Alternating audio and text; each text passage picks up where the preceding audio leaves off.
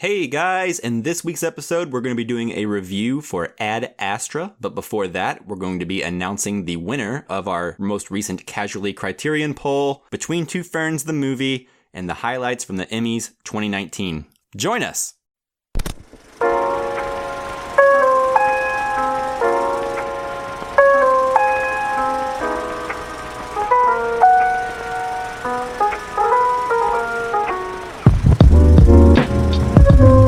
Welcome to the Casual Cinecast, powered by Cinelinks. My name is Justin. Just like last week, you'd normally be hearing Chris right now, but this week he's having technical difficulties and can't be with us. So for now, it's just me and a man whose heart rate has never gone above 80, even in the most perilous of times. Mike, how are you doing? I'm doing well, thank you, Justin. I'm glad you acknowledged that. I've always prided myself in my pulse rate never exceeding 80, but no one ever, points that as like a pro in the pro column. So I appreciate that. You're welcome. I also like that you're not acknowledging the fact that I am monitoring your pulse rate. Yeah, well, somehow. What else is new? Yeah, been doing that for decades. Yeah, that's how we met. If this is your first time listening to the show, normally we do like to start off every episode in a section called News on the March. And then for our feature review, we'll be reviewing Ad Astra. And in honor of Ad Astra, Justin, I wanted to ask you, what is your favorite loved one lost in space movie? Loved one lost in space? Yeah. Oh my gosh, that's so specific. I feel like I've seen a lot of movies, though, where someone has to go find something in space, like a loved one or, something of that nature, right? Right, yeah. Does Solaris count? Let me make it maybe more interesting. What's your least favorite? My least favorite? I guess... Does Interstellar count? I was going to count that as my least favorite, so I would say it definitely counts. Yeah, okay. Well, I'm not a fan of that one.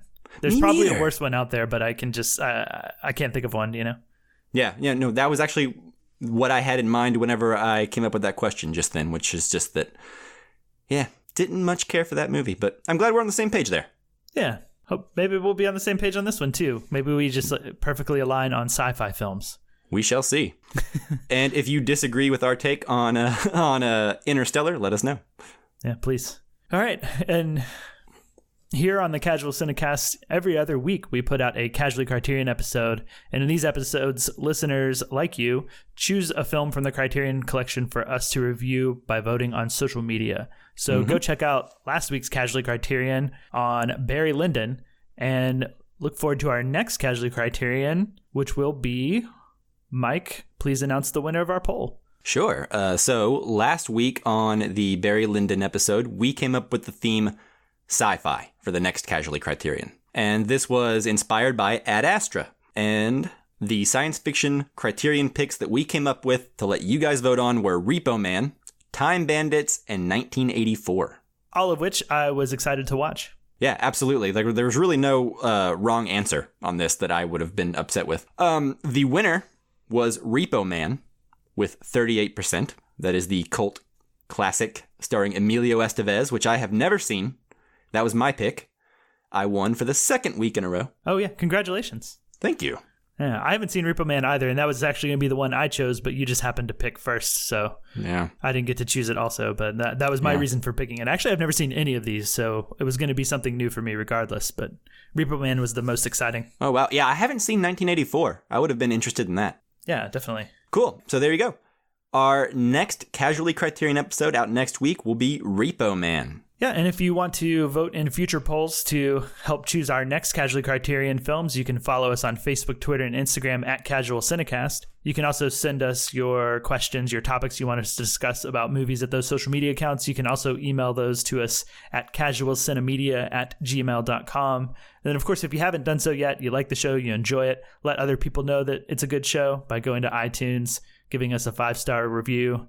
And that will help people find the show so we can have other people listen to it and, also enjoy it. Please and thank you. Yeah. And with that, are we ready to go ahead and move into News on the March? Absolutely. Oh. To quote Michael Scott. For no reason at all. It's related to this in no way. News on the March!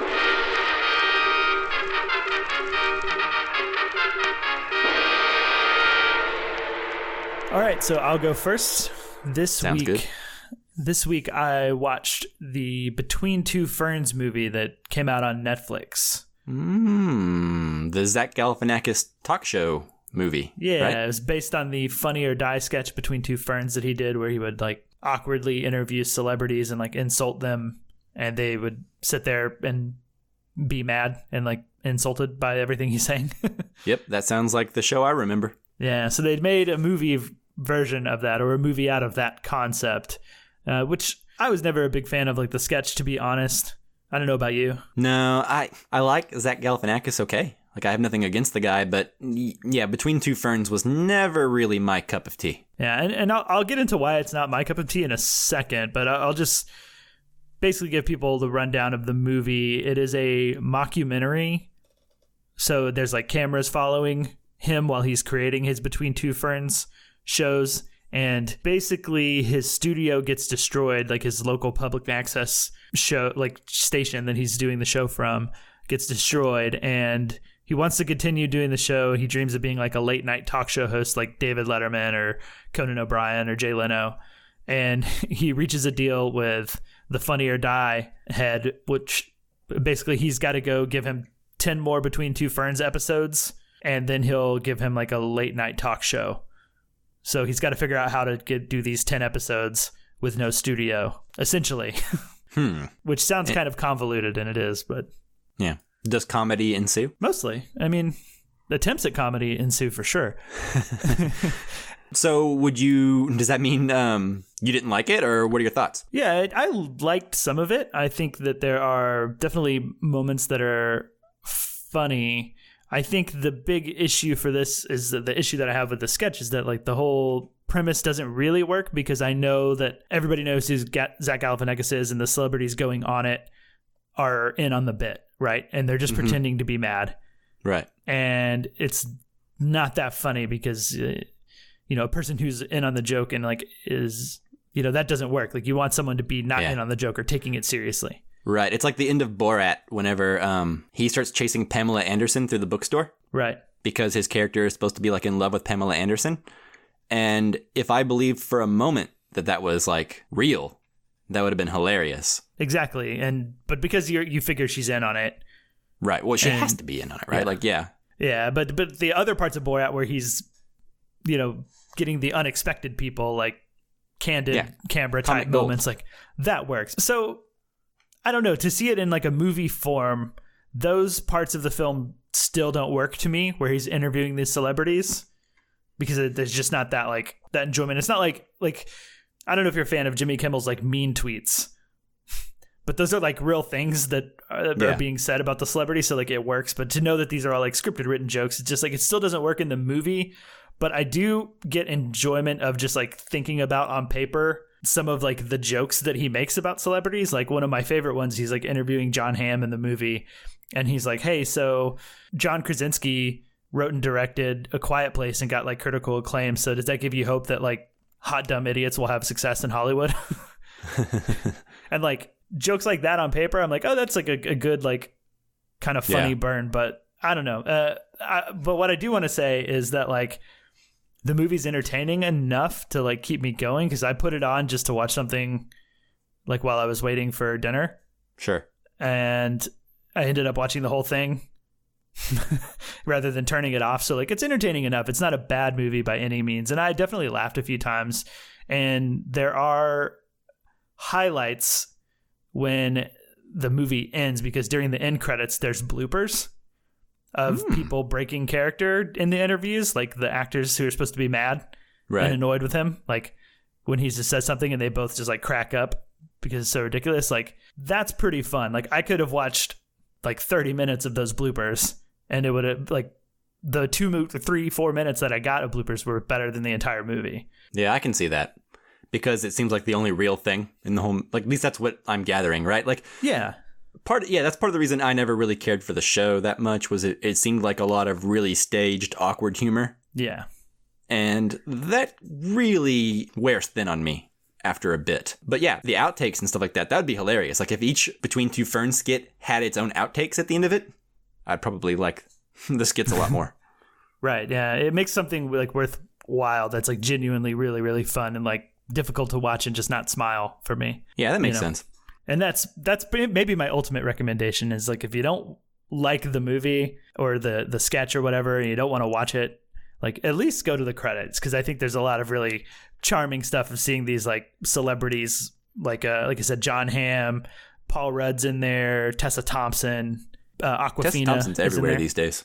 Yeah, even in this movie. Yep. So those are really fun, and it's worth your time to scroll to the end for like the last like 5 minutes of credits. Well, that's exciting. I probably won't check it out, but at least I know that it's I don't know, it's out there and it's not terrible. Yeah, I've done the hard work for you. I appreciate that. You're welcome. But yeah, that's pretty much all that I watched this week. Yeah. I am in the same situation I've been in the last 2 weeks. My girlfriend is in the process of watching Doctor Who for the first time, so I've been kind of rewatching that with her. And then also we are rewatching Breaking Bad to catch up to the El Camino movie coming out October 11th. So that's mostly just been consuming all of my free time, because those are 2 TV shows with a lot of episodes. Yes, they are. By the way, have you seen the El Camino trailer that dropped, like, I think earlier this morning? I haven't. I think I want to know as little about it as possible going in. Like, yeah. I just feel that way about this one, so I haven't watched it yet. It looks sad. More than anything, right? Like, I don't know if you remember what happened to, spoilers for the end of Breaking Bad. The end of Breaking Bad, Jesse Pinkman, I don't know if you remember what happens to him, but he's not in a good place, and it seems like this movie is going to be really sad. Yeah, I just kind of remember him driving off in a car after everything goes wrong for him. Yeah, but that's after his life was ruined, and like girlfriend was shot in the head, and he was tortured and cut up. So like the trailer picks up, and he's like looking like crap. He looks terrible, and I forgot just how bad he looked at the end of the show. But yeah, I remember it being very bad for him. So I know that the movie picks up shortly after. So I would expect it to start sad at the very least. Yeah, at least the first 30 minutes is going to be really, really sad and depressing. But that's not what I want to talk about this week. I'm sorry. I got sidetracked. Okay, fair enough. The Emmys were this week. Mm-hmm. I didn't watch them. Did you? No, I've never watched the Emmys. I don't even actually value the Emmys as a institution. Oh. Do you? Okay. I like looking at the results, but also I don't watch enough TV to ever really seen enough, you know? Exactly. That's my thing. It's like, that's not that I don't value them, I guess. I'm happy they exist for the people who love them. Mm-hmm. But there's no way in hell I could ever hope to catch up or keep up with as many TV shows as are nominated each year, you know? It's just impossible. Yeah, and I mean, I guess you're kind of right in the sense that I don't think I've ever watched a show because it's won an Emmy or an actor has won an Emmy for being on that show. Exactly. Like, that's never got me to watch a TV show I otherwise wouldn't have. Yeah, it doesn't seem to have the same clout as like even Oscars, which don't have that much clout, really, you know? Yeah. But I enjoy the Oscars. I don't much care for the Emmys. But anyways, there were some highlights this year that I thought were interesting. Okay. And I guess the most interesting one, did you see the Jason Bateman meme that was going around from the Emmys? No. So get this. For Outstanding Directing in a Drama Series, Jason Bateman won for Ozark. Yeah. And he was going up against people like the Game of Thrones guys, you know, and like heavy hitters, right? So when it cuts to Jason Bateman, when he wins for Ozark, his face is literally like, I don't know, just not expecting at all. It looks like a total Michael Bluth moment from Arrested Development, right? Like you can picture like, yeah, like you can picture him just being like, well, no one's going to top that right afterwards. You know what I mean? Or some kind of like inside Arrested Development joke. But basically, look it up. It's pretty funny to watch Jason Bateman's like genuine, just like flabbergastedness of like winning something that he wasn't even expecting to win. So that was pretty funny, I thought. That's going around today, and it makes me smile. Yeah, I just watched it in slow-mo, and it's made even better by the fact that Laura Linney is right behind him, just beaming, like mouth like fully open, excited for him. Yeah, well, that's his co-star in Ozark, right? So he's directed her, so she knows he's a good director in theory. So I guess she's just happy for him. Yeah, that's what the Emmys say, that he's a good director. Yeah, according to that win. Then I guess you have things like Game of Thrones winning Best Outstanding Drama Series, but I think that was kind of like it's like a consolation win.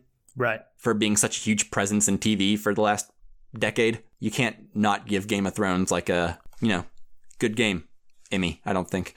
Yeah. Peter Dinklage won for Best Supporting Actor. I think he holds the record for winning 4 times. Jeez. All for Game of Thrones? Yeah, I guess so. Peter Dinklage has a part in Between Two Ferns. Oh. So if you like him and you want to see more of him, that's another reason to go see it. Yeah, I like him just fine, I suppose. Good. Sidebar over. Go ahead. Then Fleabag. Have you heard of the show Fleabag? This British show with Phoebe Waller-Bridger? No, I've heard of neither the show or the person that you said. She was in Solo. She played Lando's droid. Oh, okay. Yeah. Yeah. I've never seen her in real life, but apparently she has this show called Fleabag that is really, really good and is apparently the best outstanding comedy series. I want to watch it. I know Chris watched it. I think he was probably going to talk about it if he had been here, but he's not. So you just get us. And I assume is about to be speculation. Yeah. Do you know anything about the show? Not a thing. It looks like it has Olivia Colman in it, though. Oh, I know it's got a bad title. I suppose, unless it's about a woman carrying around a bag of fleas, then that doesn't sound like a very good show, though. It's quite appropriate. Yeah, maybe. But I don't know. The name Fleabag is unpleasant. Am I the only one in that? Listeners, write in. If you find the name Fleabag unpleasant, let me know. Yeah, I mean, it is unpleasant, but I feel like that's the purpose. But anyway, that may be a little bit dramatic. But and then I think the most deserved win of all, outstanding limited series for Chernobyl. Oh yeah, I remember you really liked that show. I've yet to watch it, but I've heard good things. I think it's really, really good. I liked it quite a bit. Like, if this hadn't won an Emmy for Best Limited Series, I would be very shocked, and I would probably want to know what possibly could have stood a chance over Chernobyl. Right. That's the problem with Emmys, though, right? Which is that so much goes by that I don't even see. So I'm sure there's so much exceptional stuff here, like Fleabag and other stuff that is actually really good, but I'll just never get a chance to watch. But that's okay. Would you have valued the Emmys even less had Chernobyl not won? Oh, definitely, yeah. It's like the Grammys. It's like, I don't value the Grammys at all. And that's because of what they nominate and what wins Grammys. Right. So the Emmys are very close to that. And I'm sure that's the way a lot of people feel about the Oscars, right? Which is like the common man is probably like, oh man, it's just the artsy-fartsy movies that win. Yeah. But I like those movies. So, I mean, it's all opinion, right? It is. But yeah, the Emmys I have a hard time caring about. But I don't know. I thought it happened this week, so we would be remiss to not mention some of the highlights.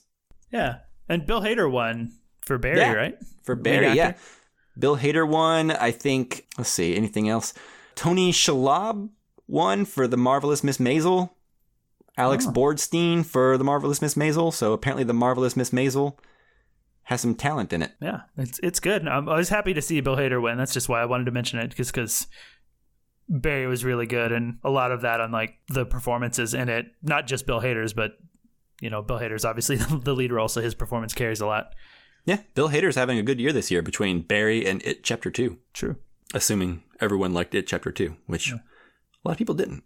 Yeah. Oh well. Can't win them all, Bill Hader. No. But I don't think I've seen anyone criticize Bill Hader in that movie. That's true. Does he still write for South Park? And is that going well? I don't know. He seems like he'd be very busy. Yeah. These days. I don't know. Who knows? I guess when the next season of South Park comes out, you can check the IMDb. Yeah, I might do that. All right. I think that pretty much exhausts the news on the March section. Is there anything else you can think of? No, I didn't do a whole lot of news searching or movie watching or TV watching this week. Yeah, just a lot of rewatching TV shows for me. Nice. Yeah, I am watching TV shows, but just things I'm not ready to talk about because I want to talk about them, like in their completion. Yeah, I'm probably going to talk about Breaking Bad in its entirety before El Camino. Yeah. Because I'll have finished it by then. Yeah, I'm currently watching through Seinfeld for the first time. So that's like my big project right now. Nice. I've seen most of those as they came on TV because I used to have like satellite in my room whenever I was in middle school and high school. So I would watch Seinfeld like all the time. There was like 2 episodes a day on, but I haven't seen it all. So I would really like to just go through that whole series one day. But man, that seems like such a huge undertaking. It is. There are some shorter seasons. Like the first 2 seasons, I think combined are like smaller than one regular like sitcom season from that time when it was like 24 episodes a season. Yeah. Some sitcoms are still that much. It's true. But It's pretty funny. I think you'll like it more than you did in middle school if you watch it now. Oh, I would imagine so. I liked it a lot in middle school, so I would imagine I would like it a whole lot more now that I'm older and would understand what they're talking about. Yeah, definitely. Well, cool. But that is it for me on News on the March. How about you? That does it. I think it is time for us to move into our review of Ad Astra. Let's go. I do what I do because of my dad. He was a hero. He gave his life for the pursuit of knowledge. Control, you getting that over?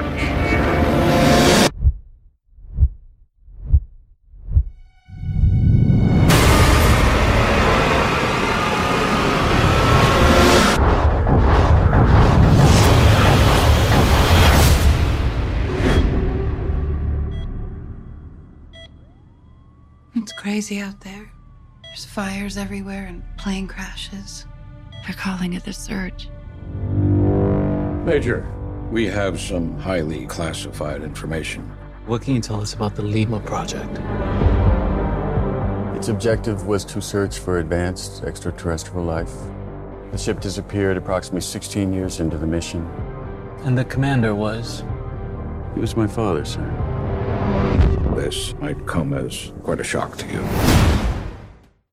As always with our new films, we will be doing a non-spoiler section first. So if you haven't seen the movie, it's okay. You can keep listening. We're going to be speaking generally, not giving away any spoilers for the next probably 15, 20 minutes. But we'll give you a spoiler alert, and we'll have a little bumper that plays before we start spoiling things. So you'll have plenty of time to pause the podcast if you haven't seen it yet. And I guess based on that, you can decide if you want to go see the film and then come back and listen to our spoiler section. Indeed. So Ad Astra was directed by James Gray. It stars Brad Pitt and Tommy Lee Jones. The IMDb synopsis says, astronaut Roy McBride undertakes a mission across an unforgiving solar system to uncover the truth about his missing father and his doomed expedition that now, 30 years later, threatens the universe. Spooky. Why didn't this come out in Halloween? I know, right? Kidding. They should add this as part of the new Halloween movies that they're making, like Halloween Kills and Halloween Ends. Yeah. It should be like Halloween. It was Michael in space Myers with all Brad Pitt. along. People, sorry, I just spoiled Ad Astra for you. Michael Myers was up there. Yep. Killed his dad. All right. What do you say I kick us off? Yeah, please go ahead. All right. So Ad Astra, I had first heard about this film because you, Justin, I believe, had it on your most anticipated of 2019 list, which now that I have thought about that, I feel bad for going first because you were more excited about it. No, it's okay. I mean, I knew nothing about it other than it was James Gray directed and Brad Pitt starring, and it was going to be like a space movie. And having seen other James Gray films, you know, that was enough to sell me. Once I heard this was a James Gray film, I was more interested, mainly because he makes a lot of like adult dramas that sort of feel mid-budget, like The Immigrant, Two Lovers, Lost City of Z, We Own the Night. So he's basically making movies that don't really get made anymore. And usually, more times than not, I like his films, at least more than I don't like them. And I think I ended up enjoying Ad Astra, but I'm not certain just how much yet. I think maybe this conversation will help me figure it out. I will say that I was completely enthralled with the first hour and a half of this movie, and maybe less interested in the last half hour. Mm-hmm. Not that the film ever lost me at any point, but let's just say that for the first 2/3 of this movie, I was like really into it. However, that said, I have been reflecting back on it in the past couple days since I've watched it, and I've started kind of really unraveling the themes of the movie. And I'm starting to come around on the third act a little bit more as I think about it. I think this movie is filmed beautifully. I think it is paced just right. Though if I had to guess about it, I would assume a lot of general audiences will probably be turned off by the pacing of this movie. But personally speaking, I thought that was one of the most appealing things about it. Was its slow, patient pacing. It's quiet. It assumes the audience has the attention span to listen to Brad Pitt narrate his sorrows in space. But then at the same time, every few minutes, something really thrilling or mystery-oriented would take place to spice things up a little bit. So that's where I'm at with Ad Astra. I liked it quite a bit. This conversation, though, could help me kind of unpack some of my thoughts and help me kind of determine where I fall on it ultimately. But as it stands now, I liked it. Okay. Oh, and also, before I pass it to you, I want to say that I think Brad Pitt is really good in this movie. Yeah. Yeah, Justin, what say you about Ad Astra? Well, as you said before, it was on my most anticipated, so I was looking forward to it.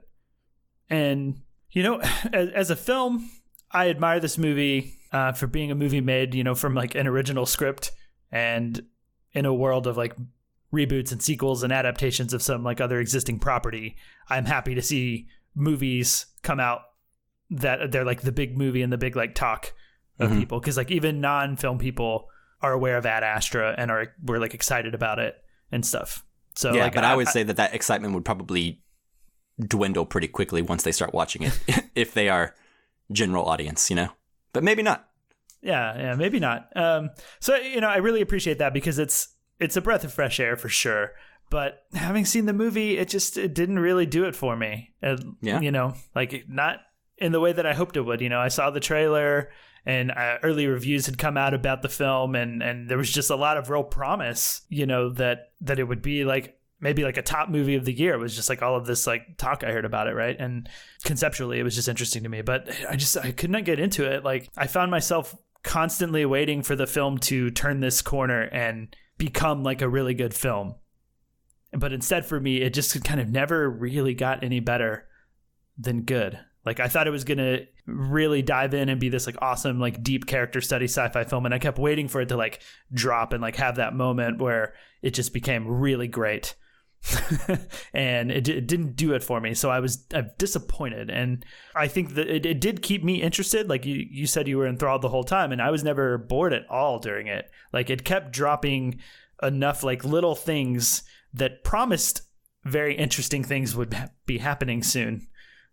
Or like led me to believe that like, all right, that's mildly interesting. I can't wait to see where that like what that like bit of information builds up to, and it just never actually got interesting.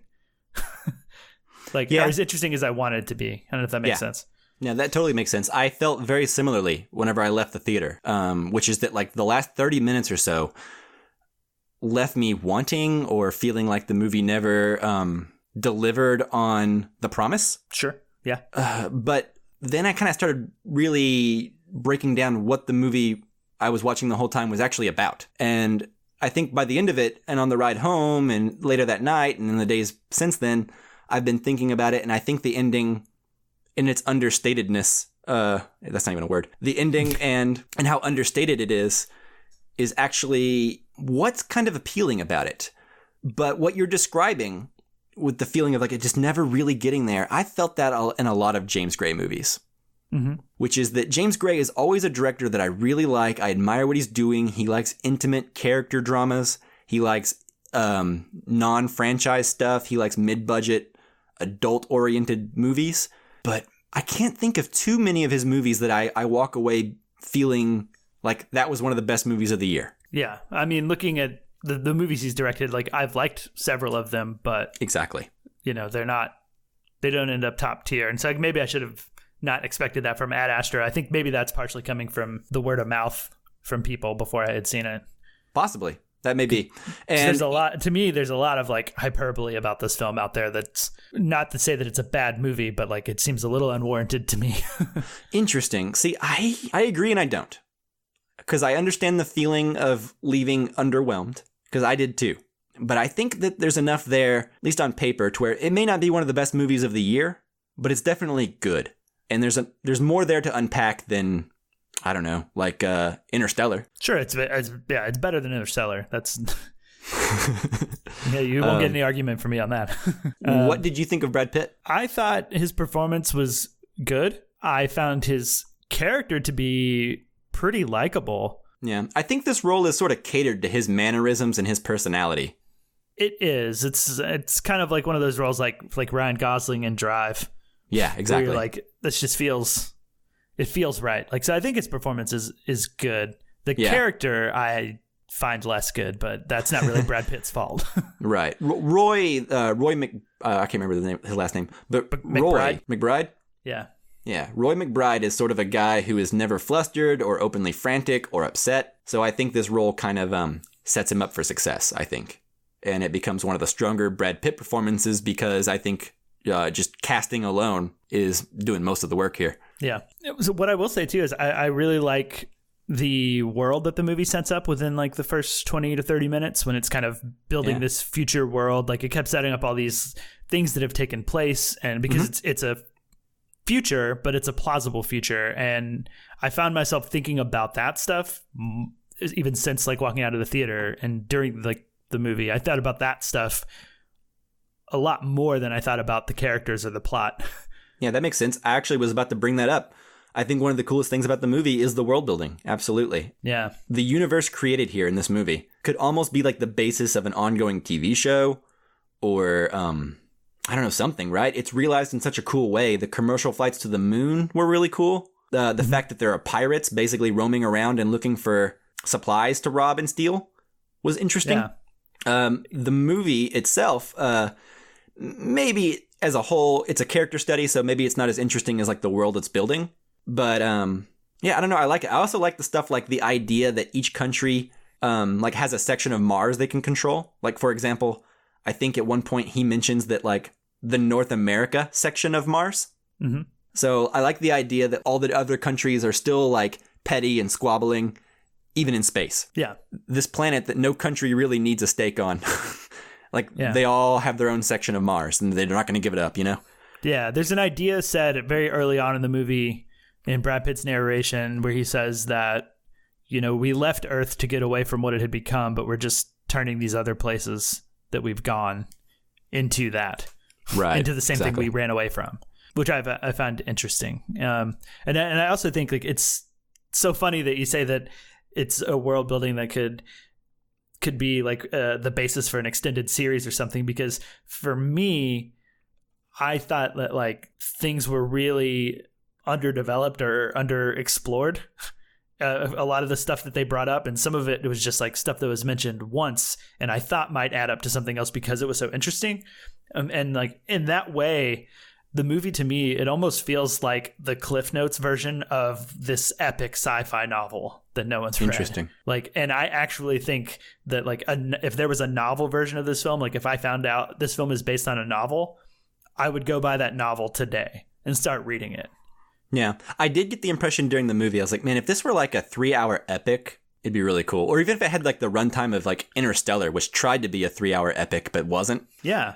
Yeah. I mean, I think the movie's too short. Like I was never bored. And it's too slight. Sure. Yeah. Yeah. But like it's slow paced, but like it just feels too short to me. Like I left wanting so much more. I mean, I am not unsympathetic to that, but I'm interested to talk with you more in spoilers, I guess, about specifics. Yeah. I do want to say, too, like, I don't completely dislike this movie.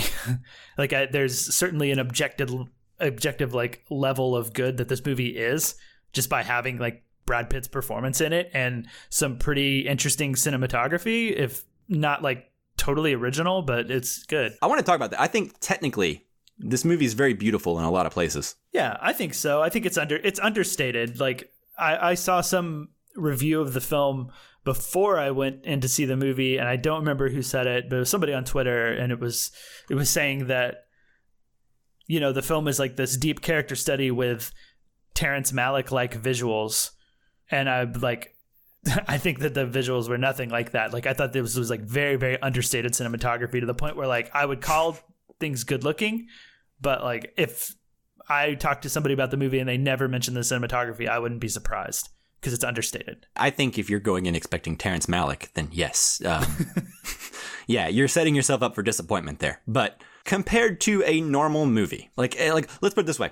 Like whenever I heard of Ad Astra and I figured it was going to be a James Gray character study, I expected the budget to be about a fourth of this and feel a lot more like the High Life or something like that, where it's like super indie. Right. Not much on the screen. Like all the money was spent getting Brad Pitt and then there's not much left over.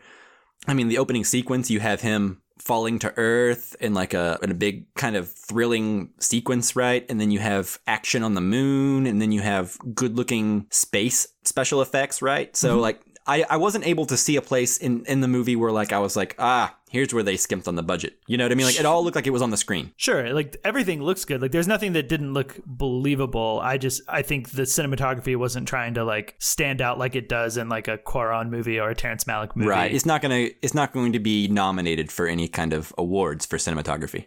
Right. Yeah, exactly. But it all does look fantastic. Like there was never once in the movie where I thought like, ooh, that's kind of some bad special effects. Like it's all spot on.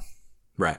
That's all I've got for non-spoilers, I think. Where are you feeling? The other things that I think I want to say is I've talked to a couple people who really liked the movie. And what I've kind of gleaned from that, and these people, I don't know how you stand on like a rating out of 5, but from my talking to these people, I feel like they really like the film a lot, like even more than you. And what I gleaned from that was that it seems to be a film that has a very specific subject matter and like struggles that the characters are dealing with.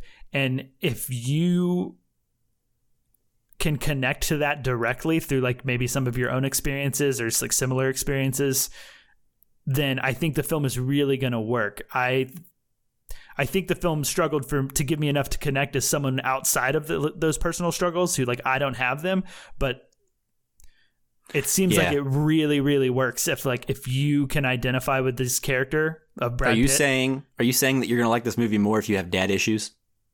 I am, but without trying to say it in that such a direct manner. I think that's fair because the main idea this movie is getting across almost in every scene is that Brad Pitt is his character Roy is basically dealing with abandonment from his father, while simultaneously trying to live up to his father, while simultaneously trying to remember his father the same way that everyone tells him that he was. He's trying to remember him as this good, great hero, but all he knows of him is the guy that left. Mm-hmm. If that does not stir your imagination, then yeah, I can see this movie being kind of a chore, to be honest with you. Yeah, I mean, I think I'm open to connecting with that. It's just, we'll talk about it more in spoilers for sure, but like so much of it felt very surface level about those things, and I wanted more. So okay.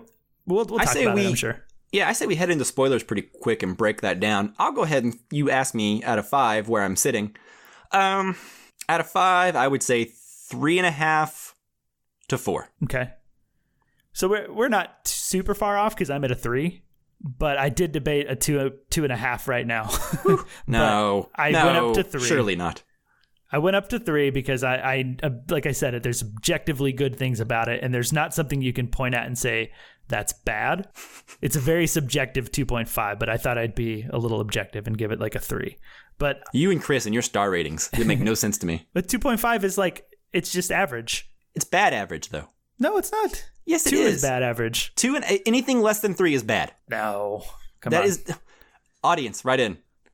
On a scale of 1 to 5, if you saw your friend rated a movie 2.5 stars, would you assume that movie, they are claiming it is a bad movie, but barely bad, but still bad? Or would you say that is a fair, average recommendation movie? Yeah, I wouldn't say it's a recommendation. Like 2.5 is literally the middle. That's like getting a 50%. That's bad. So to be good, you have to be at least 60%. That's on the positive side of things. Otherwise, you're just right in the middle. I did give it a 3. I gave it a 60. I'm just saying, 2.5 makes no sense to be good. Okay, fair. I can't really disagree. But okay. Right in, spoilers? listeners. So spoilers, you ready? Yes, spoilers. No, I guess Rosebud is just a piece in a jigsaw puzzle. Any more cigarettes you got up there? I'll tell you all about it. Things are going to start happening to me now. And here we go. Okay, so now that we're in spoilers, I had a question for you. Or not even really a question, just more of like what my thoughts were. And I want to know what your thoughts were. So when they go to that ship, and it's like got the distress signal going on, and the captain that's giving Roy a lift is basically like, yeah, let's do it or whatever. And then they get on the ship, and then I guess it's like a baboon or like a monkey. Yeah, baboon, I believe. Yeah, it was like eating the captain. I remember thinking very specifically, I was like, what the hell is this movie? Because before it shows you it's a monkey, you don't really know what's going on, right? Like you just see like his body like shaking with like a weird noise. And I was like, what is happening? Are we going to like Event Horizon mode or something? Yeah, Event Horizon certainly comes to mind in that scene. Yeah. I have issues with that scene, but it's part of like an overall thought about the movie too. That we can get into, but I don't really have issues with it so much as I just thought it was a really bonkers scene. Yeah, I mean, on like in isolation, the scene is like really intense. Like really, really intense. Yeah, maybe as a whole, maybe it's like the outlier of the movie, but also I think it's one of those things where it's like the studio was like, look, if you're gonna make a 2-hour character drama with a budget like this, you got to add some thrills in every 20 to 30 minutes, bro. Okay, so literally I have written down in my notes about not just that scene, but other action set pieces that were in this film and like other like thrilling moments. Like there's the pirate car chase shootout. Do you have a problem with the pirate car chase shootout? Only in the sense that it feels like there's action set pieces forced into the movie so it could get studio backing, and the studio would be like, we can't bore the audience, we have to add in some like action stuff every 15 minutes, or like literally every scene we have to do some sort of thing that like is thrilling or action packed so that people don't get bored. And some of those things don't really matter and they don't feel organic to me. I agree with the monkey thing. The moon pirate thing, I disagree with completely. Actually, I think setting up the world and the world that they inhabit is very important. And I think his journey of danger, getting from his starting point to where he inevitably ends the movie, I think you need to have regular danger, like at every turn. I do agree that like maybe the monkeys feel a little bit shoehorned in there, right? But most other things, like, losing the crew and being, told to step down and having to deal with moon pirates and like the danger of the journey, I think that's important to make the journey feel like a journey and not just like, let me go to Neptune real quick. Otherwise, you wouldn't need to send him and the movie wouldn't really be a thing, right? So like the journey to get, like, it's like Apocalypse Now, right? Like you can't just like hop on the river and then jet ski down to Kurtz and you're there, right? Like to get to Kurtz, you got to go through hell. Yeah, I suppose. I guess I just felt like it felt underdeveloped, I guess, to me, because like in the moment I was like, okay, there are pirates in the world that are like trying to like get after people, but I never felt that same type of danger again. And I understand that because it's like they're only on the moon, but it just felt really one-off to me that didn't have an effect on the rest of it other than, well, sure, okay, you got to go on to the next kind of danger. Yeah, I don't know. It feels shoehorned to me. It could be boring if it was just pirates and pirates and pirates and pirates over again. No, and it doesn't have to be that. I guess, again, that goes to the, like, if it were a novel that had like a bigger world and more developed stuff, it would be better. Because so much of this stuff, that's why it feels Cliff Notey to me, because so much of it is just like this one-off incident that I would like to spend more time understanding. Yeah, no, I agree with you about the monkey thing. I don't agree about the pirate thing. I think that was, in my opinion, I think that the world building is developed just enough because the movie's not about the world that they're inhabiting or the universe they're inhabiting. It's about Roy and Roy having to ultimately learn that you got to let go of the hero worship and you got to let go of the shadow that you're in and learn to enjoy life while you can. Otherwise, it's too late and you'll end up just like your dad, right? That's ultimately the journey that I took from it. And the world is a bonus. The fact that there's so much interesting world building in it, although slight in some places, I don't view that as a negative so much as I view it as like this is a character drama with extra world building that most dramas of this kind don't have, So it was just kind of like a bonus more than anything that was just cool and moody, but I get it. They don't explain a whole lot. Yeah, it's a bonus for me that's better than everything else in the movie. So could be. It overshadows it. Yeah, but we can move on a little bit, I think, to like, I guess like there are moments in the movie that felt like cliches sort of like ripped off from like other sci-fi stories and movies, like that we kind of bounce through like the greatest hits of some like sci-fi films, and you mentioned it earlier with like Event Horizon. But also like there was like the scene where they struggle to land and like the captain doesn't have he like panics and just like freezes and doesn't do anything, and Brad Pitt has to take the ship over and like rightfully land it. That I was kind of like rolling my eyes during a little bit because it just, I've seen this like 400 times. But I don't know, did you feel that at all, or with that scene?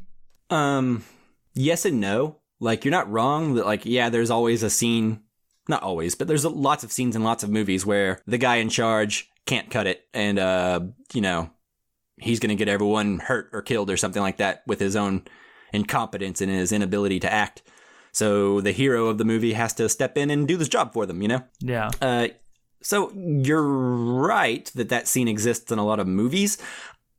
I don't think they hit the nail so hard that I was ever like, well, that's lame. I think if they had continued with like, oh yeah, a lot of tension with them the whole time, I would say yes, but that crew is in and out of the movie so fast, and how they end up wrapping everything up with that crew, I think is ultimately more interesting than the scene that sets that captain character up as like the incompetent one, you know?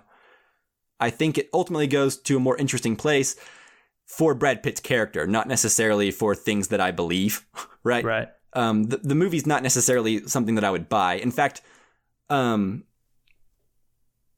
main problem, more than anything else with the movie, my main problem is the last 5 minutes. Yeah, I definitely want to get to that. Yeah. So, and it has to do with like the crew, right? The crew that Roy inadvertently, pretty much single-handedly within moments, destroys. Mm-hmm. And I thought that was really interesting. The idea that he is like his dad, right? The idea that like without meaning to, or even with the best intentions, your crew won't understand you, won't understand your intensity and your mission and your drive, and they will turn on you, and you will view that as a mutiny, or you will view that as like them turning on you, and you will do what you have to do to survive. That's exactly what happened to his dad. That's an interesting parallel, especially as Roy starts to question his own sanity, his father's sanity, and his perception of what he always viewed his father as his entire life. All of that's really fascinating to me, but I think when he gets back to Earth at the end, I would have liked someone to touch up on those consequences for his actions. Yeah. Like, yeah, you saved the solar system, and even if they were like, hey, you saved the solar system, so we're willing to overlook that terrible, crappy thing you did, that would have been fine with me if they would have said that in better wording. Mm-hmm. But I don't necessarily like that, like, all his mental state that has been in question the whole movie. I don't like the idea that other people aren't worried about that after his actions. Right. I'm very much with you on that. That's something I wanted from the end too, was more like what happened with him, because he did basically defy all of these orders, and out of their like military orders or space it looks academy. like the corporations kind of run everything. Yeah. Like the big space corporation. Yeah. It seemed like he got back to Earth and then just like went back to his usual, I'm kind of calm and regular ways. Well, to be fair, we don't know what happens when he gets back on Earth. Like, even Liv Tyler's only in the end for like maybe like 5 seconds. So he very well might have gone to jail. But I would have liked it to have been more up in the air, or have that at least been addressed in some way, right? Yeah. Which is that like, hey, we're happy to have you back and you saved everyone and we're all grateful. Thank you so much. But, you know, after you recover from this, you know, there'll be consequences you got to face, kind of thing. And then you could still have the same ending where he like learns to be like, okay, I'm going to let my wife in. I'm going to open up more. I'm going to become more of like a present person in my own life. And I'm not going to keep my eyes to the skies, or, you know, try to idolize my dad who's not there anymore, or try to follow in his footsteps, or yada, yada, yada. Like, I like the arc that he goes on, and I like where he ends up. And I like having to meet your dad at the edge of the solar system, pretty much, to like really destroy your hero worship of him. I like all of that, but I think the end could have been maybe a little more focused, but I think the ending was trying to focus on his character journey and where he ends up mentally, that it kind of doesn't necessarily care about what he did actually. It only cares about his mental state and where he lands as an individual, a well-rounded individual at the end of it, and not necessarily as like it doesn't care about the plot points of the movie. Yeah. It only cares about like the what the movie's saying, the message. Yeah, and that's one of the things that makes me feel like the things that it's talking about are kind of shallow in that way, is because it doesn't feel wholly thought out or like wholly completed to me. I am very much into the idea of an overall theme of investigating, hero worshiping, because the corporations or military, whoever it is, like NASA, they know that his dad went kind of crazy and killed all the crew, or at least that's what they think. But they leave this image of him as a hero. Mm-hmm. And that kind of destroys Brad Pitt's life. So I like this idea, this theme of should we hero worship, or is it better to know the truth about people? Right. Well, and not only that, but from Brad Pitt's point of view, it's like, everyone has a dad. Not everyone, but you know what I mean? Like, people with dads understand the idea of like daddy issues, right? Like, you always want to impress your dad. You want your dad to be proud of you. These are things that like every young boy wants, right? Mm-hmm. So I like the idea that he chose a career that his dad would have been proud of. He says that in the movie. He says that in the trailer. He even says to someone in the movie, like, hey, you got a wife or a kid or anything like that? And he's like, you can't be too attached or whatever in this kind of line of work. And then, it has the flashbacks of Liv Tyler basically like leaving him, I guess for not being present, and he's kind of like off in his own days. I think like volunteering to go on dangerous missions and stuff. Right. Yeah, just basically just not being present in your own life, always having one foot out the door, or 1 foot towards the sky, or 1 foot towards 1 foot towards the sky doesn't make sense. One eye on the, you know what I mean? Like, but basically just like being obsessed with the legend of your dad. And the lack of closure he ever got from his father has kept him in a perpetual state of not being able to move on, not being able to become his own person. So part of the movie, he has to go to Neptune to do it and his dad has to basically like force him to let him go. But his dad's like, let me go. Otherwise your life will be nothing, basically. Like, not only will you die here, but even if you don't die here, it won't be worth anything when you get back. Mm-hmm. As a movie, I like where it's going, but I agree that maybe more attention to the literal plot points and not just like the message plot points. Yeah. Would have made a stronger movie. Yeah, I think so. And, like there's a lot of the movie on paper that I feel like I like. Like, I do like all of these themes and like thinking about them and stuff. It's just stuff that I enjoy thinking about, but like I don't feel like I have to go back to the movie to get more out of it. Like, I can just think about those themes and reflect on them. That's fair enough. So I do like a movie that makes me think about those things, and if nothing else, I have thought about those themes since watching the movie, even if I haven't thought about the movie that much. Yeah. So there's value there, I'd say. What did you think of Tommy Lee Jones? Fine. I think actually, to me, most everybody that wasn't Brad Pitt was really inconsequential and could have been anybody. I mean, he has like a weight to carry, I suppose, and he has the most to do, but like, I don't know. I think by that point I was really skeptical on whether the movie was going to deliver anything. And like, I have to be honest about it, the whole thing where he finally finds his dad and is talking to him and has to let him go just like did nothing for me, emotionally speaking. Yeah. So I was kind of detached. I wouldn't say that I ever got moved to the point of like emotional, but I wouldn't say it didn't do anything. Like, this whole movie, nothing made me emotional. Let's put it that way. Like, I was never on the edge of my seat. I was never sad. I never cried, never laughed. Yeah. But that said, I think where I'm different than you was that like I found the whole thing interesting, and there was never a point where I was like, well, hang on, hold on, slow down. I want to hear more about the pirates on the moon, or I want to hear more about the world building. Like, that stuff was interesting and I loved it. And I thought it was a bonus to the movie because it could easily be cut out and the movie would still be intact. Mm-hmm. But I didn't feel it. I liked it. I liked that element of it. What did you think of Tommy Lee Jones? He's fine. Like, I his performance-wise, it's fine. I think he's good casting for Brad Pitt's dad. I think they look a lot alike. Yeah. In certain features, like the jaw and the bags under their eyes. Yeah. And by the way, I just want to say, I talked to my girlfriend about this when we left the movie. It is almost distractingly unfair how handsome Brad Pitt is. Yeah? Like, unfair for us as guys? Or unfair? Yeah, we're just people. Okay. It's unfair, I think. Well, it's not necessarily unfair. That's not the right word. But it's just like, it's something to behold. You know what I mean? Yeah, I mean, like, you could watch him do anything for 2 hours. Jaw. He's got such a muscular jaw and like a good head of hair. Yeah, I could watch him fight people. I can watch him eat stuff in a suit, and I can watch him Yeah. walk around and be death eating peanut butter. Yeah, I can watch him fight Bruce Lee. Yeah, I could do that. Watch him take his shirt off while roofing. He's fixing an antenna on a roof. Not roofing. Yeah, any number of things. I am with you there. We 100% agree on that about this movie and Brad Pitt. So I think you and I have a lot of the same criticisms. I just think, for me, they weren't as detrimental to the overall movie. Yeah. I guess. I think it sounds like while watching the movie, we were in a similar spot, but those things just topple us in slightly different and opposing directions.